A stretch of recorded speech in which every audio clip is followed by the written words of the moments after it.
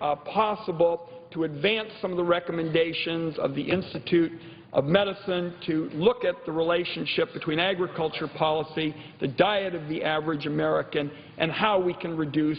Will the Senator yield for a question? How much time? I'm about 1 minute away. I thank the Senator. I thank my colleague for his patience.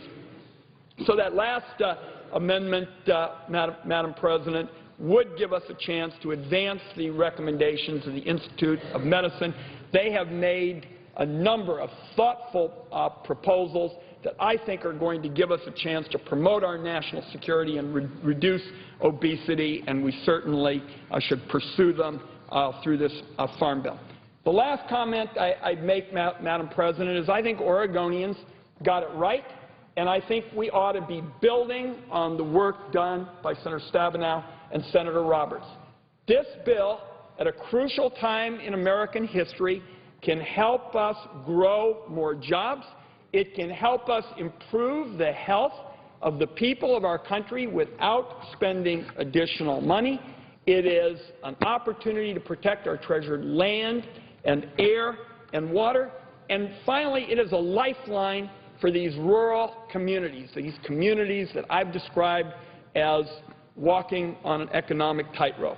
I intend to work with my colleagues on a bipartisan basis. I've heard all this talk about how the legislative process is over. We ought to build on the work that has been done already, get this important bill across the finish line, because it will be good for our economy and national security, good for our health, and good for our environment. Madam President, with that, I would yield the floor. Senator from Kansas. Madam President, thank you. I ask unanimous consent to address the Senate as if in morning hour. Without objection. Madam President, last week, many Americans, many of us, on Memorial Day, we remembered our nation's fallen troops who laid down their lives for our nation. We are blessed to live in a country where individuals volunteer to defend our country and our freedoms, no matter the cost. Because of the sacrifices of our nation's veterans, we have the opportunity to live in the strongest, freest, and greatest nation on earth. Today, at Arlington National Cemetery, 330 U.S. service members will be honored for their service and sacrifice to our country. These men were killed last August when insurgents fired upon their helicopter as it was rushing to aid troops in a firefight in Wardak, the province in Afghanistan. More than 20 U.S. Special Operation Forces were killed when the helicopter crashed, the deadliest single loss of American forces in the war in Afghanistan. Among those lost were 3 brave soldiers who called Kansas home: Chief Warrant Officer Bryant Nichols of Hays, Specialist Spencer Duncan of Olathe, and Sergeant Alexander Bennett of Tacoma, Washington, who was stationed in New Century, Kansas. This afternoon, these men will be given full honors during a special memorial service and laid to rest at Arlington National Cemetery. We lost 30 American heroes that tragic day, brave men who answered the call to defend our country. Our nation is forever indebted to these young men for their service and sacrifice. Especially today, we think of their families and the loved ones they left behind. May God comfort them in their time of grief and be a source of strength. Yesterday in Kansas, another soldier's life was remembered. Private First Class Cale Miller of Olathe was killed just 2 weeks ago during a combat mission in Afghanistan when the vehicle he was driving was struck by an improvised explosive device. It has been said that America's soldier does not fight because he hates who is in front of him. He fights because he loves those who are behind him. This passage was read yesterday during Cale's service in Olathe, and it is a fitting description of this young man's devotion to his country. Cale was raised in Olathe and was a 2007 graduate of Olathe Northwest High School, where he was a member of the football and track team and played the trumpet in the marching and jazz bands. 3 years after graduation, Cale joined the Army and was assigned at Fort Lewis in Washington State. Cale was known as a fierce warrior on the battlefield and was, quote, one of the best of the best. Among his buddies, he had the reputation for being a hard worker, someone who would go above and beyond to accomplish the task at hand. Cale's battalion commander said he was known as everyone's protector and was, quote, hands down the best striker driver he ever had seen. More importantly, his sergeant said Cale had the unique ability of knowing the right thing to say at the right moment. He was a source of strength that pulled his sergeant and his squad mates through many difficult days. Cale loved the Army, but he was also devoted to his family. He loved to laugh and had a great sense of humor, which helped his family find the bright side of every situation. His stepfather, Dave, is known for giving sound and practical advice and served as a role model for Cale. In fact, Cale once told his mom that he was turning into Dave for his buddies since they often turned to him for advice and encouragement. Cale had a close relationship with his sister Courtney and loved his mother deeply, and he spoke of her often to his buddies. My heart goes out to the entire Miller family, and I ask that all Kansans, all Americans, join me in remembering them in our thoughts and prayers during this difficult time. On Monday, Cale was given a hero's welcome upon his return to Kansas. Volunteers placed flags along 151st Street in Olathe, and hundreds of people stood in silence waving those flags and signs that read, "Community for Cale," to honor this young man and his service to our country. This demonstration of support comes naturally to Kansans who respect and honor those who defend and serve our nation. Today we honor Cale Miller, Brian Nichols, Spencer Duncan, Alexander Bennett, who laid down their lives for our country. We thank God for giving us these heroes, and we remain committed to preserving this nation for the sake of the next generation, so they too can pursue the American dream with freedom and liberty. We are indebted to our veterans to do nothing less. May God bless our servicemen and women, our veterans, and the country we all love. I yield.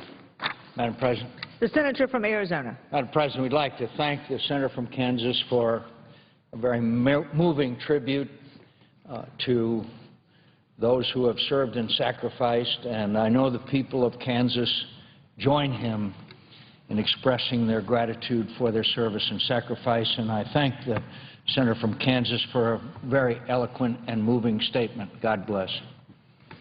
Madam President, I thank the senator from Arizona for his tremendous service. Madam President, I ask unanimous consent that the senator from Connecticut and I join in a colloquy on the situation in Syria. Without objection. And I'd like to make brief remarks before we begin that. It should come as no surprise to any of our colleagues, and it certainly comes as no surprise to me, that the civil war raging in Syria has only deteriorated further over the past 2 weeks. On Saturday, May 26, we read the horrific news of a massacre that Bashar al-Assad's forces committed in the Syrian town of Hula. At least 108 civilians, the majority of them women and children, are now believed to have been killed, some from repeated shelling by Assad's tanks and artillery, but most slaughtered in their homes and executed in the streets. Survivors describe a scene so gruesome that even after 16 months of bloodshed and more than 10,000 dead, it still manages to shock the conscience. There are now reports of another massacre by Assad's forces with as many as 78 Syrians dead, and that Syrian authorities are blocking access to the scene for the UN monitors on the ground. These massacres of civilians are sickening and evil, but it's only the latest and most appalling evidence there's no limit to the savagery of Assad and his forces. They will do anything, kill anyone, and stop at nothing to hold on to power. And what has been the response of the United States and the rest of the civilized world to this most recent mass atrocity in Syria? More empty words of scorn and condemnation, more hollow pledges that the killing must stop, more strained expressions of amazement at what has become so tragically commonplace. Indeed, as Jeffrey Goldberg has noted, administration officials are now at risk of running out of superlative adjectives and adverbs with which to condemn the violence in Syria.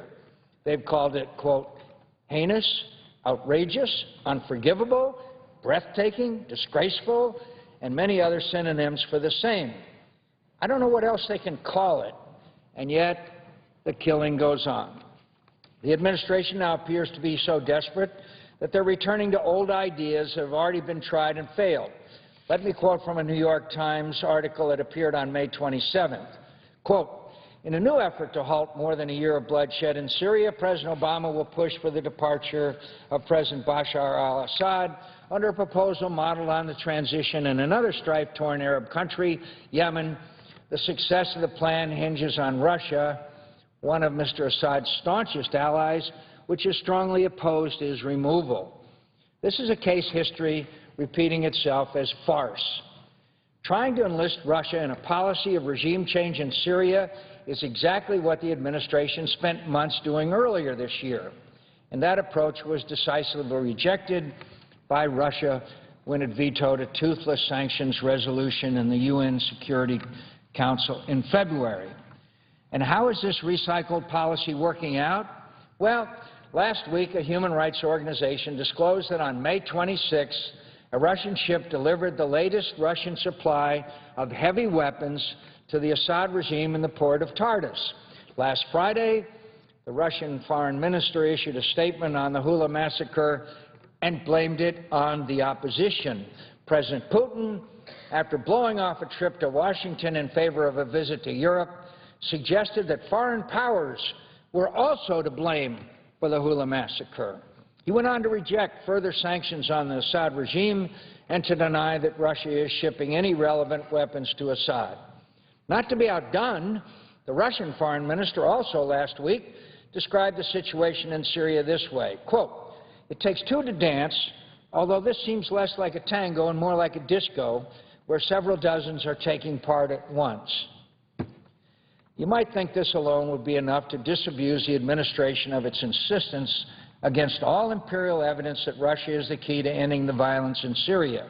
You might think so, but you'd be wrong.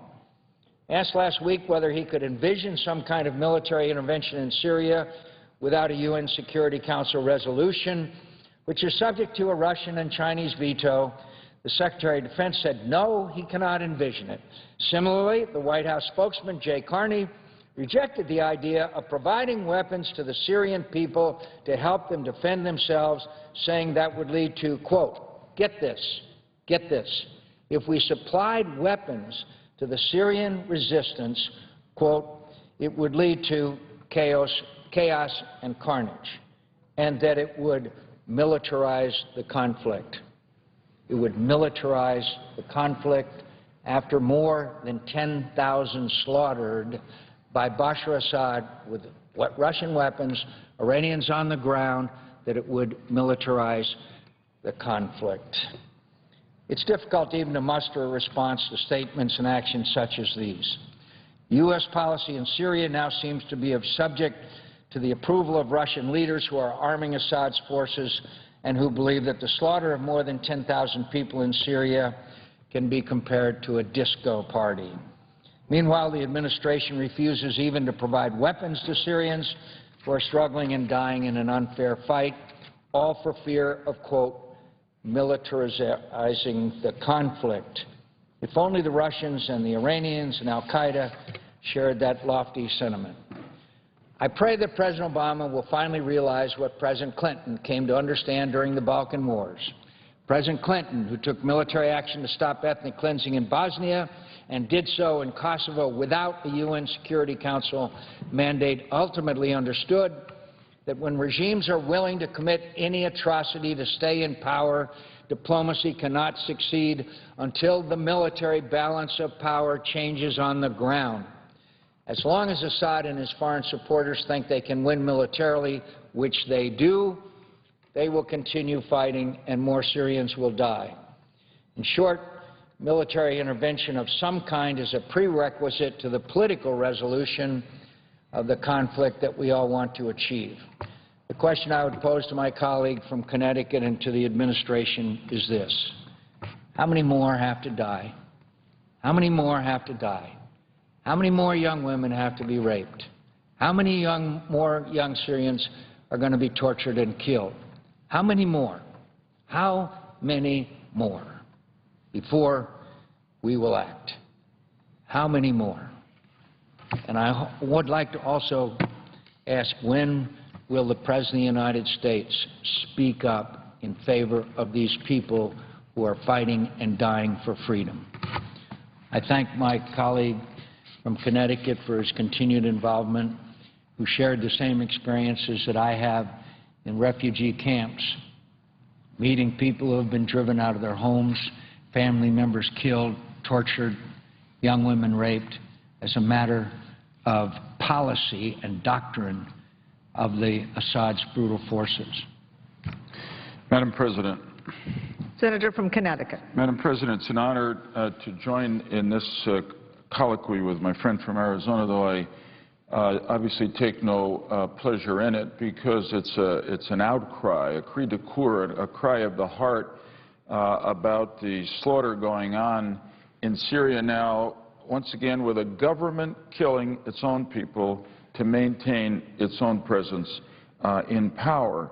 And it's an outcry because essentially now for more than a year the rest of the world, including the United States, has offered these victims of the brutal violence of the Bashar al-Assad regime in Damascus essentially words of condemnation, words of sympathy, but those words, or the few cell phones we've given them, those Syrian freedom fighters, don't stand up against Assad's tanks, his guns, the brutality of his forces. And so I'd say the answer to the question that my friend from Arizona posed is how many more people have to be killed. Obviously, too many people have already been killed. It's time for the U.S. to show some leadership. Senator McCain and I are not calling for American troops on the ground in Syria. And we're not calling for the United States alone to take action here. There is a coalition of the willing. If we continue to say that we're not going to take action to help the victims of Assad's brutality until and unless we get authorization from the UN Security Council, there's never going to be any help to go to these victims in Syria, because the Russians and probably the Chinese will veto any UN resolution. Every time we say we have to go to the UN, we raise the power of Russia to protect its ally in Damascus. But there's a coalition of the willing ready throughout the Arab world, and I think some in Europe and elsewhere, which will not act until the United States shows some leadership here. Madam President, I want to just briefly put this in a historical context. After the Nazi Holocaust of the last century, the world said never again, never again. We have kept that pledge in some cases, such as Bosnia and Kosovo, although it took us too long. Too many people were killed before the world acted. In other places, such as Rwanda, we turned away from the slaughter of people there. And once again, we're challenged to show the victims whether we're true to our words. I read something a few days ago in the Washington Post, an article that was drawing parallels between the genocide in Bosnia during the 90s and the killing that's taking place in Syria today. There was a 37-year-old survivor of the Srebrenica massacre in Bosnia that finally got the world to get involved, who said, "It's bizarre how never again," I'm quoting now, "it's bizarre how never again has come to mean again and again. It's obvious that we live in a world where Srebrenicas are still possible. What's happening in Syria today is almost identical to what happened in Bosnia 2 decades ago." End of quote from this survivor of Srebrenica. So what is the world waiting for? A Syrian Srebrenica when thousands are killed on a single day by their own government before we act? I hope not. And that's why we speak out today. Look, just within the hour, a story was posted on Reuters news service out of Beirut. 6 hours after tanks and militiamen pulled out of Mazrat al-Kaber, a Syrian farmer said he returned to find only charred bodies among the shouldering homes of his once tranquil hamlet.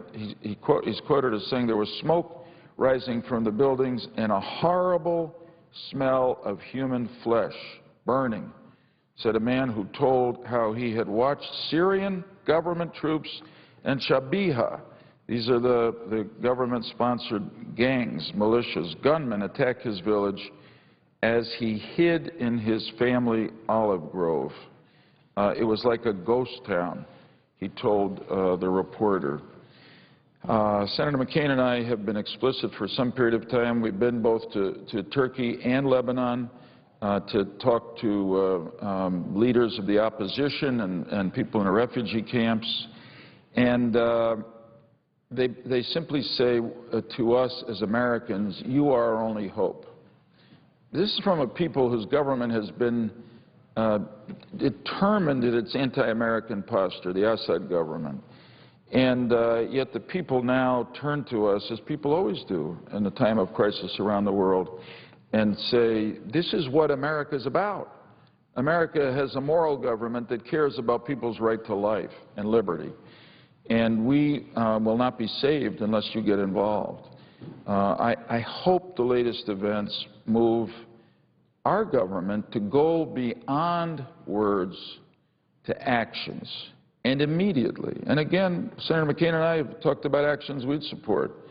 Arms to the opposition fighters, training of the opposition fighters, safe havens in Turkey and perhaps other neighboring countries to Syria where they can be trained and equipped, provision of intelligence that we have which will help the opposition fight to defend themselves and their families. Frankly, if it was up to us, I know I can speak for Senator McCain, I think if we really wanted to help and turn the tide quickly without a lot of unnecessary loss of life, we'd use allied air power, Americans and our allies. And we'd hit some targets important to the Assad government, and I think that would break their will. And it would increase the number of defections from Assad's army and from the very important business community, and would result in a much sooner end to this terrible waste of life. So that's our outcry, and that's my answer to your question, my friend from Arizona. I thought you were particularly right in condemning the idea that if we get involved, it militarizes the conflict. The conflict is already militarized on one side. Russia and Iran are providing Assad with all the weapons he needs. And meantime, the opposition is scrounging around, paying exorbitant prices just for bullets, which they have been running out of. I'd ask my friend from Arizona, people say that intervention in Syria will be much harder than it was in Libya. And I wonder if he would respond to that argument against us getting involved. Well, I thank my colleague, and I also want to point out that traveling in the region and meeting with the leaders in these various countries, it cries out for American leadership. I think my colleague would agree. In a coordinated partnership with these countries, but they cry out for American leadership. And meanwhile, the President of the United States, as this slaughter goes on, is silent, and his spokesman says that they don't want to militarize the conflict. How in the world could you make a statement like that when 10,000 people have already been slaughtered? That, to me, is so bizarre. I'm not sure I've ever seen anything quite like it. You know, there's always a comparison I say to my friend from Connecticut about Libya. You know, there is an aspect of this issue. Libya was not in America's security interests. Libya was clearly a situation where we got rid of one of the most brutal dictators who was responsible for the bombing of Pan Am 103 and the deaths of Americans. But if Syria goes on the path to democracy, it's the greatest blow to Iran in 25 years. Hezbollah is broken up. They lose their last client state. Russia loses their last client state. Iran loses the most important ally they have in the region. And finally, I'd say to my friend, we keep hearing over and over again that extremists will come in, al-Qaeda will come in. You know, we heard that in Tunisia, we heard that in Libya, we're hearing that in Egypt, and we're hearing that again, neglecting the fact that al-Qaeda and extremists are the exact antithesis of who these people are. These people believe in peaceful demonstrations to bring about change. Now, they have been repressed with brutality, whereas al-Qaeda, as we know, believes in acts of terror. And I agree with my colleague. If we provided a sanctuary for these people in order to organize, to care for the wounded, to have a shadow government set up, as we saw in Libya, then I think it's pretty obvious that it would be a huge step forward. But again, my friend from Connecticut has often said so eloquently that probably the most immortal words ever written in English is that we hold these truths to be self-evident, that all of us are endowed by our Creator with certain inalienable rights. The people of Syria that are suffering under this brutal dictatorship and being slaughtered as we speak, I believe, have those inalienable rights. And the role of the United States has not been to go everywhere and fight every war, but it has been the role of the United States of America, when it can, to go to the assistance of people who are suffering under dictatorships such as this, one of the most brutal in history. And for us to now consign to the good graces of Russia and whether they will veto a UN Security Council resolution as to whether we will act or not on behalf of these people is a great abdication of American authority and responsibility. Finally, I'd like to say that Senator Lieberman and I have visited these places. We've seen these people. I wish all of our colleagues, I wish all Americans could have gone to the refugee camp where there's 25,000 people who have been ejected from their homes, the young men who still had fresh wounds, the young women who had been gang raped, the families and mothers who had lost their sons and daughters. It's deeply moving. It's deeply, deeply moving. And as my friend from Connecticut said, they cry out for our help. We should be speaking up every day on their behalf, all of us, and we should be contemplating actions that stops this unprecedented brutality. Madam President, I thank Senator McCain. I think he spoke with real clarity and strength. It's exactly what we need to continue to do. I want to just go to this point that he made. Some people say we shouldn't get involved in Syria because we don't know who the opposition is, and therefore we should be cautious before helping them. We've had the opportunity to meet the opposition and their leadership, both the political opposition and the military opposition. And I would tell you, to the best of my judgment, I believe it's our judgment, these aren't extremists. These are Syrian patriots. And as Senator McCain said, this whole movement started peacefully. They went out into the squares in big cities in Syria. They were asking for more freedom. They actually weren't at the beginning asking for an overthrow of the Assad government. But what was Assad's response to it? He turned his guns on them and started to kill them wantonly. And when they decided there was no peaceful course, because he'd rejected every compromise alternative that intermediaries put in, they took up arms, such as they could find.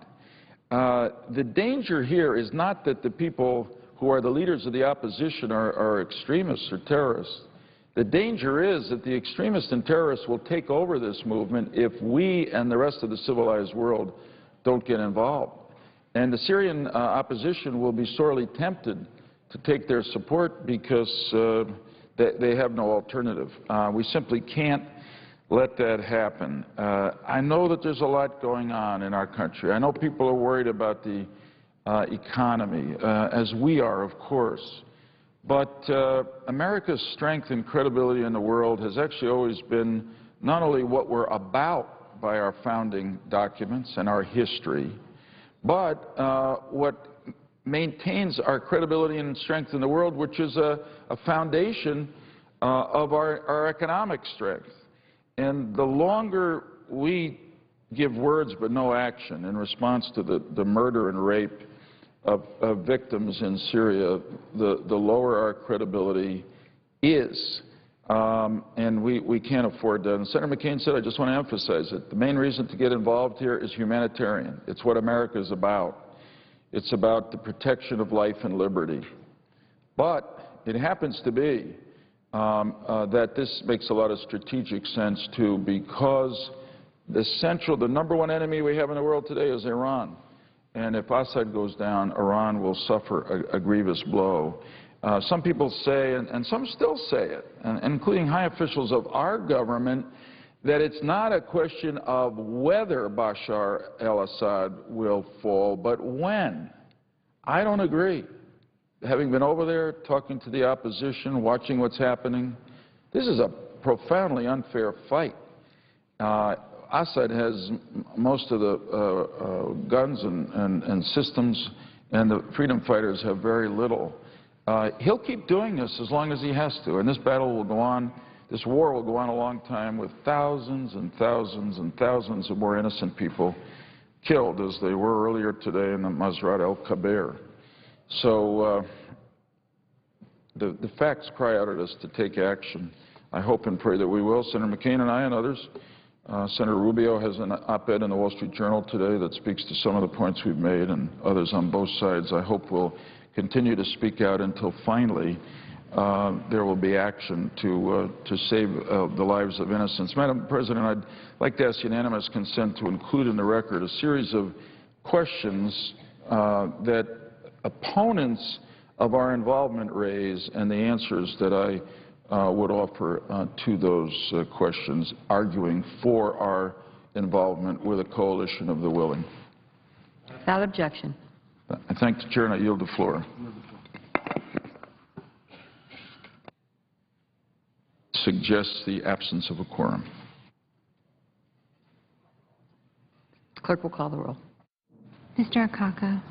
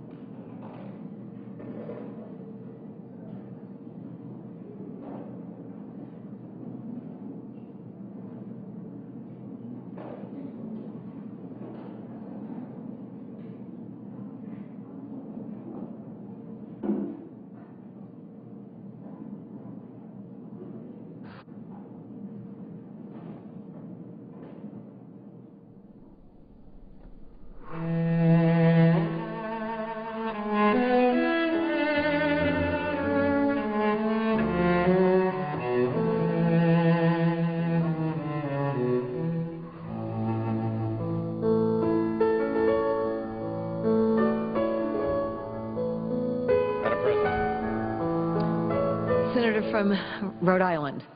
Madam President, I ask that the pending quorum call be lifted. Without objection. Item ask permission to speak as if in morning business. Without objection. Thank you, Madam President. We are wise always in this chamber to reflect with reverence and gratitude on those who risked their lives fighting to establish this great republic.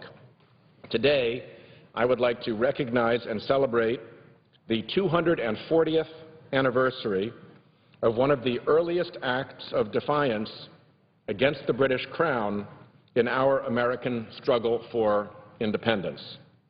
Most Americans remember the Boston Tea Party as one of the major events building up to the American Revolution. I see the pages in front of me nodding knowledgeably. Yes, I do know about that Boston Tea Party.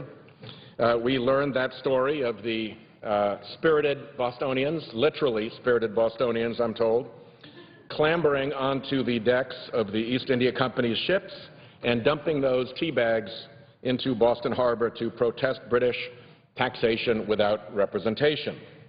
However, there is a milestone on the path to the Revolutionary War that is too often overlooked, and that is the story of 60 or so brave Rhode Islanders who challenged British rule more than a year before the Tea Party in Boston.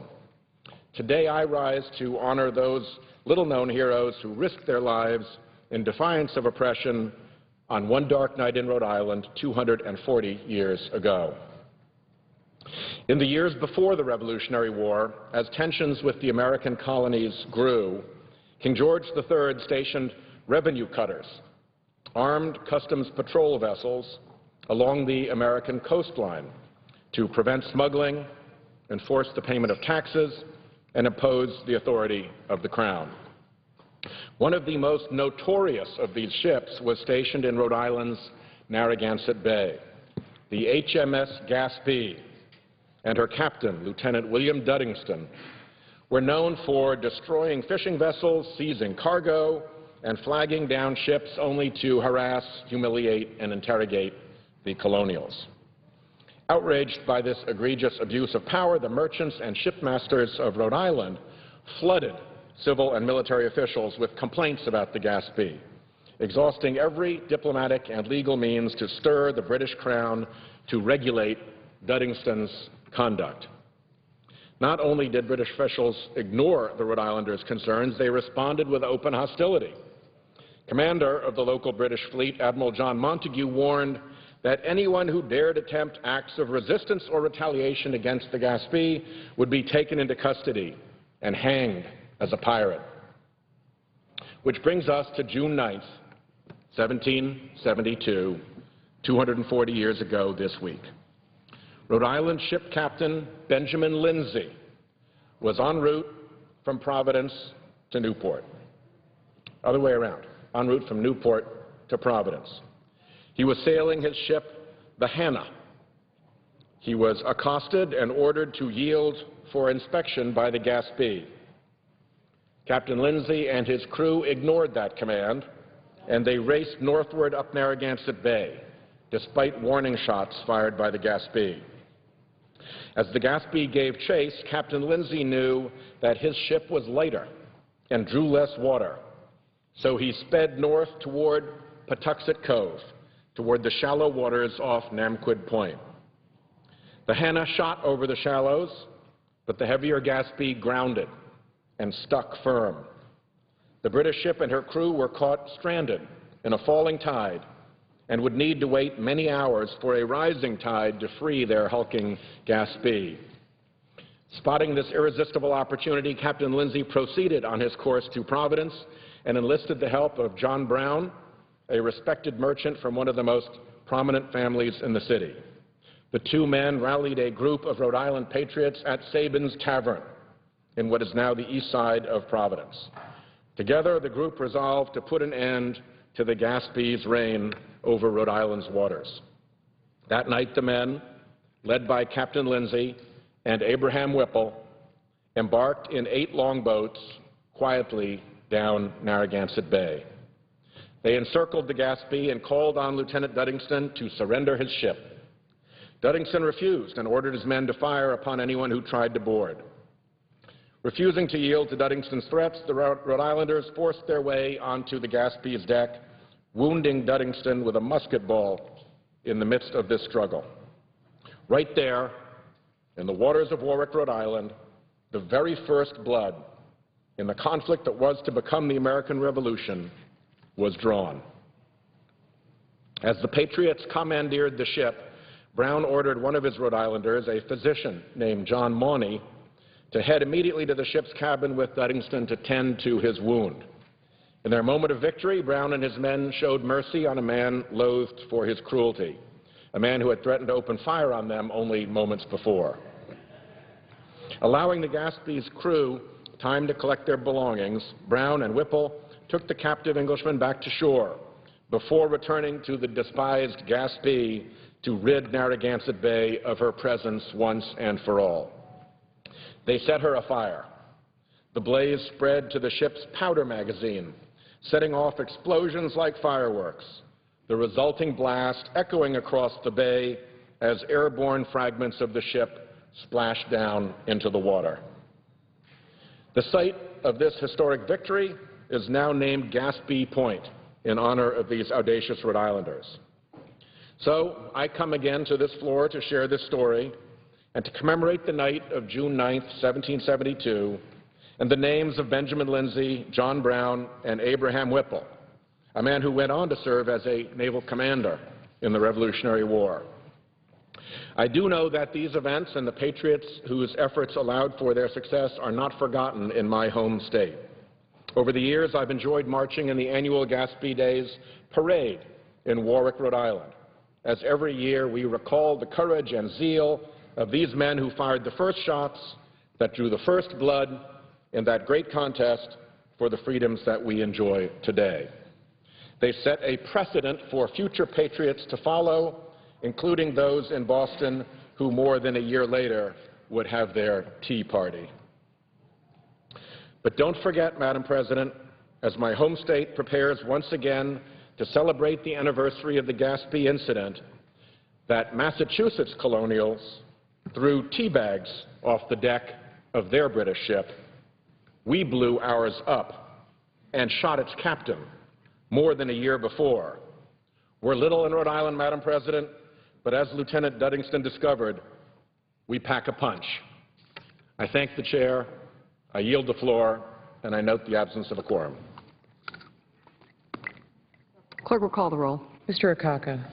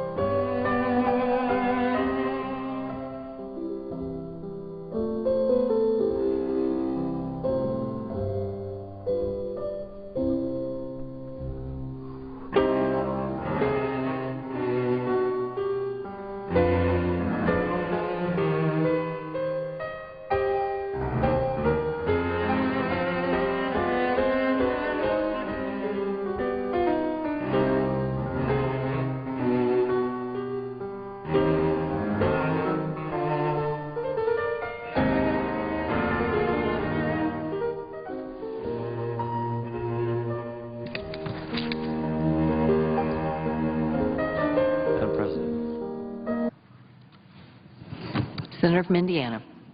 Madam President, I ask the officiation of the quorum call. Without objection. Madam President, I just returned back home from a week in Indiana where I had the opportunity to meet with Hoosiers from all parts of our state and on all kinds of different issues. One of the common themes that came out of this week back home was the fact that we're just not growing as fast as we need to as a nation to get people back to work. We held a job fair in Lafayette, Indiana. About 2,200 people showed up for that, all looking for work opportunities. And while many walked away, some walked away with job applications and job offers in hand, clearly there just aren't enough viable opportunities out there to get the people back to work that really want to get back to work. Now, as I talk to business people across the state, and particularly medium and small business size entities, there was a common theme that came forward. And that is, well, we're very reluctant to hire. It's not that our business isn't improving. We've seen some significant improvement going forward, particularly in Indiana, with some drop in the unemployment rate. But they say it's not specifically that we don't have the work, it's that we're afraid to hire. We're afraid to hire new people because there is so much uncertainty as to what our taxes are going to be, what new regulations are going to come forward, what new items that are going to be imposed upon us by the regulatory authorities here in Washington, D.C., by the health care reform bill, which puts some pretty mandated requirements on us, and to hire a new employee, we have to factor in all these various uncertainties in terms of our ability to continue this business on a profitable basis. And so whether it's talking to farmers in southern Indiana who are upset about the various proposed regulations concerning their business, or whether it's talking to manufacturers in northwest Indiana, or small business people across the state, I'm hearing this repetitive response, and that is that Washington is trying to impose too much on them, and it leaves too much uncertainty about their ability to deal with the future and make decisions about hiring. One of the latest things to come across that we've been hearing about is the fact that the EPA is imposing significant new regulations relative to the Clean Air Act on emissions that affect Indiana utility rates in a very significant way. And that's one more thing that our business people mentioned, and that is we don't know what our utility rates are going to be in the future and the cost of that because of these new regs coming out, and the utilities are basically telling us we're going to have to be paying more in the future because of these regulations. Now, I stand here as someone who has voted for the Clean Air Act, supports the Clean Air Act. We all are for clean air. Those of us who are trying to propose reasonable ways of achieving that so that without negatively impacting our ability to hire people and the ability of consumers to pay their utility bills and the ability of corporations and businesses to have reasonable rates so that they can compete worldwide in producing the products that are made.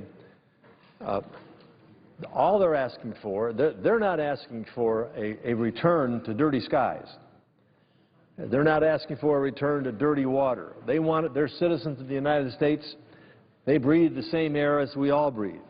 What they are saying, however, is can we have a solution to the problem that is handled in a responsible, reasonable way that and affordable that gives us time to implement these. Recently, there's been a lot of talk about the two items that the EPA has been imposing on the power industry, and after visiting with Indiana utilities, it's clear that the EPA timeline will result in more job loss and skyrocketing rates. And so again, while we all want to support cleaning toxins out of the air, doing so in a way that also keeps our people at work and keeps our utility rates at a reasonable level is not being considered under this.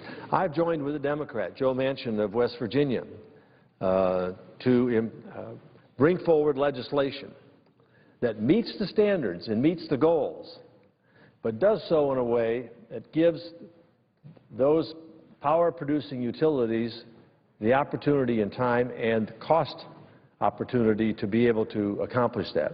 All we've done really is just extend, in the case of one of the regulations, 2 years, in the case of another 3 years, to give those utilities time to comply. Because the immediate compliance requirements of the EPA on these utilities means they're going to have to shut down the plants. Some of those are in retrofit as we speak. And that retrofit will not, however, meet the EPA deadline. And therefore, they're asking for the right to get a waiver for an extension. And that is what Coates-Manchin does. It provides a reasonable way of achieving the goals of clean air, and yet doing so in a way that it doesn't have a devastating impact on our states, as these regulations would do. One is the Casper Act, which deals with sulfur and nitrogen oxide emissions, and the other is called Utility Act, which reduces mercury emissions. There's particularly a movement underway now to remove mercury from these emissions, and that's something that we all support. But if we don't do it in a responsible way, the consequences of the EPA regulations coming down hard mean closing of up to 6 power plants in Indiana and a skyrocketing of utility rates. There's particularly an impact on small business. Small business, as we know, provides most of the hiring. And those small business people, they don't have the backroom support to comply with all the written and required regulations that are being imposed upon them. I've talked to so many people who have said, you know, instead of being out on the showroom floor or being out front at the counter, I have to be back half the time in my business complying with regulations. A hospital administrator told me of the 12,000 people under their employ, 6,000 provide care and 6,000 fill out paperwork for compliance with regulations, compliance with reimbursement, administrative costs, many of which are imposed by legislation or regulation, in most cases, that comes out of Washington.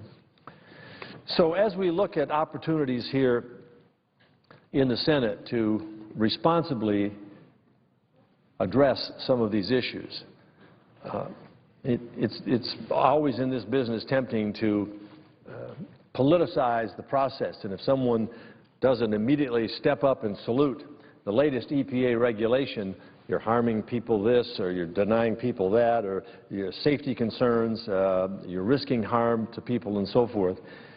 All we're asking for is a reasonable way to go forward to meet reasonable health and safety standards. But what we're saying is that the surge in regulations that is pouring out of Washington upon our people and our businesses within the last 2 or 3 years is staggering. And it is clearly holding down growth. It's clearly holding down economic recovery. It's clearly holding down the ability of businesses to hire and put more people back to work. So whether it's the in-off provision or whether it's the Portman provision or any of a number of others, I'm going to support those. The blank check that has been given to regulatory agencies because it is not possible for this administration to pass it through Congress, as they did in 2009 and 2010 with a total majority, no longer exists. And therefore, the regulatory agencies appear to have been given a blank check. And they've just run amok with regulations. And so as we look at these, let's take a reasonable look in terms of what we need to accomplish in terms of providing for health and safety of our people, and what the consequences are of trying to do it in a way that jeopardizes our economic recovery and getting people back to work. Madam President, with that, I yield the floor.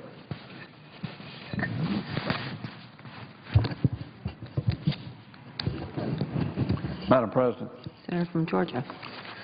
Madam President, I rise today to speak on S-3240, the legislation to reauthorize the Farm Bill.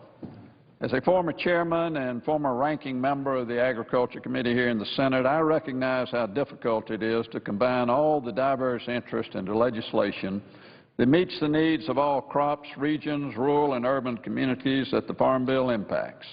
This bill before us is no exception, and I am disappointed that at this time I am not able to support this bill because of its current form. I do want to take a minute to commend the chairman and the ranking member for their efforts in putting a farm bill together in a very difficult budget time that we're in.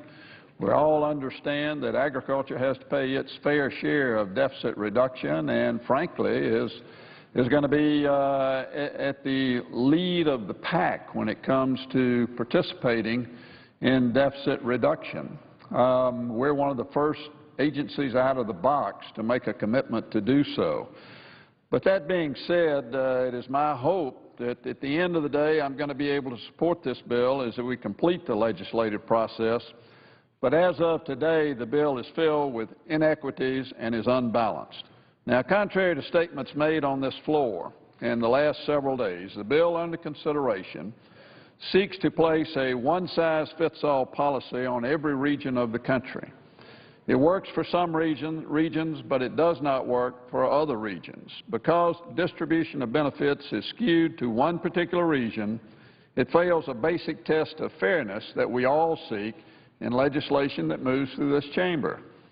I believe the Farm Bill needs to provide an effective safety net for farmers, ranchers, and rural communities in times of deep and sustained price decline. It should also responsibly provide nutrition assistance to those in need in all parts of the country, urban and rural alike. The Farm Bill initially and remains focused on farmers and ranchers, helping them manage a combination of challenges much out of their own individual control, such as unpredictable weather, variable input costs, and market volatility. All combined determine profit or loss on any given farm in any given year. The 2008 Farm Bill continues today to provide a strong safety net for producers, and any follow-on legislation must adhere and honor the same commitment that we made to our farmers and ranchers across America 4 years ago.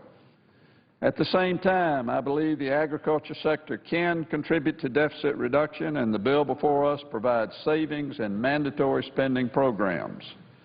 The key, though, is to do this in an equitable and fair manner throughout all titles and areas of the bill.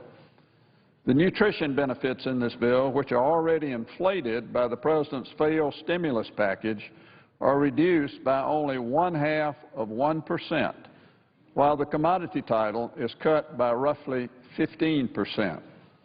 By this account, it is clear that the Agriculture Committee carefully determined how best to contribute to deficit reduction to ensure an undue burden was not placed on those truly in need. This Farm Bill will be my fourth as a member of Congress, and each has had its own unique challenges and opportunities. Balancing the needs and interests of all agriculture requires patience and an open ear.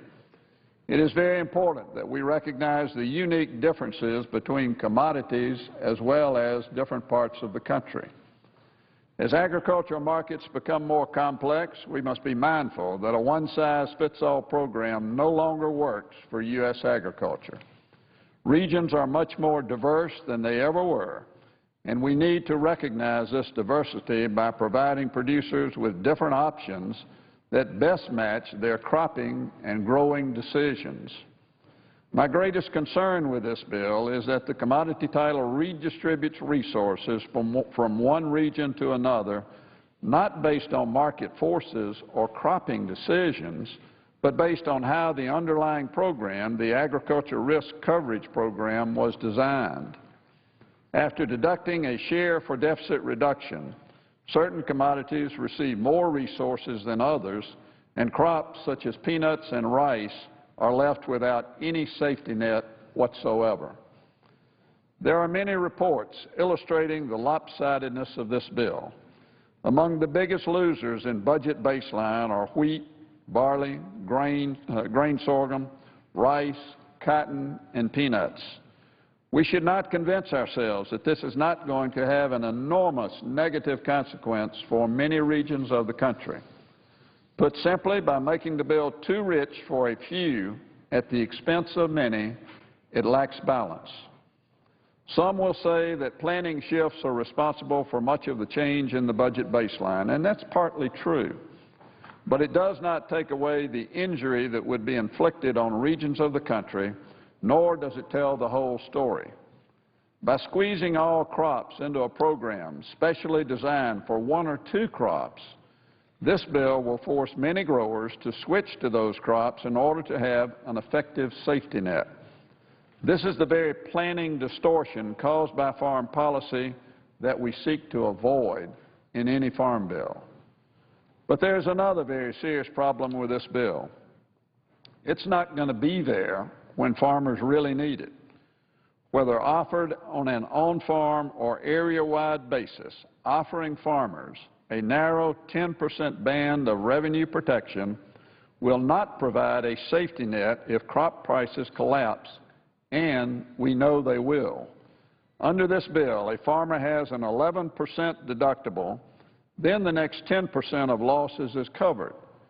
But then farmers are left totally exposed to a plunge in crop prices all the way down to the loan rate. If that happens, Congress will be asked to pass ad hoc disaster programs again. We should seek to avoid such disaster packages, and farm bills give us the opportunity to do that, not create ad hoc disaster opportunities. Crop insurance can cover the production side of the risk if you can afford to buy higher coverage, but it does not cover year-on-year low prices.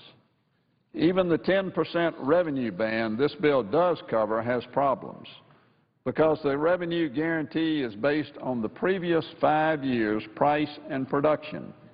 The guarantee is only as good as those previous 5 years. If they were bad or they become bad, the guarantee is also bad. This is not an effective safety net. Just last week, my staff and I traveled throughout South Georgia, and we witnessed crop damages and in some cases total losses of crop which were the result of a hailstorm that occurred across a 40-mile stretch of Georgia. It is estimated that well over 10,000 acres have been damaged or totally lost. I just don't see how a small band of revenue protection provided for in this bill that is limited to a $50,000 is helpful to some farmers who lost over $1 million in one field. The ARC proposal in this bill is simply not an effective safety net. Members have come to the floor championing the commodity and crop insurance programs included in this bill, as well as stating that we were solving the problem with commodity programs by eliminating direct payments. I've seen quotes in the press criticizing Southern commodities, stating that we are too closely tied to direct payments. Well, let me be very clear. I have never been a fan of direct payments, and back in 1996, as a member of the House, I supported a much different proposal.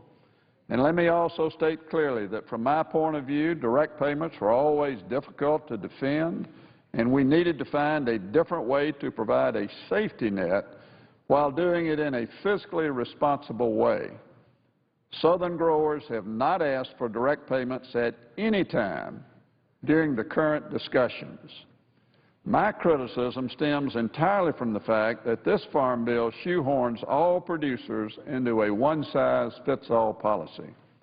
Producer choice based on a producer's inherent risk is the better course to follow.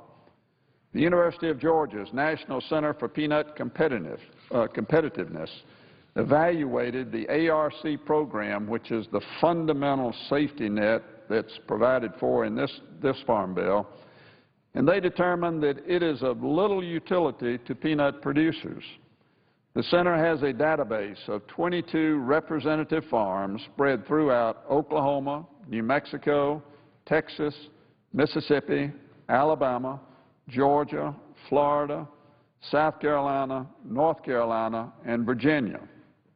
Based on the analysis provided, this farm bill does not provide the same level of protection as Midwestern growers who will be growing corn and soybeans. That is a fact. I want to work with the chair and the ranking member with respect to trying to make the bill more balanced and more equitable, but frankly, all of our offers to this point in time have been rejected. Peanut producers have offered no proposal that includes direct payments, but yet they are labeled as unwilling to change from the status quo. The ARC program is not new. It's a derivative of a program in the 2008 Farm Bill that experienced low participation.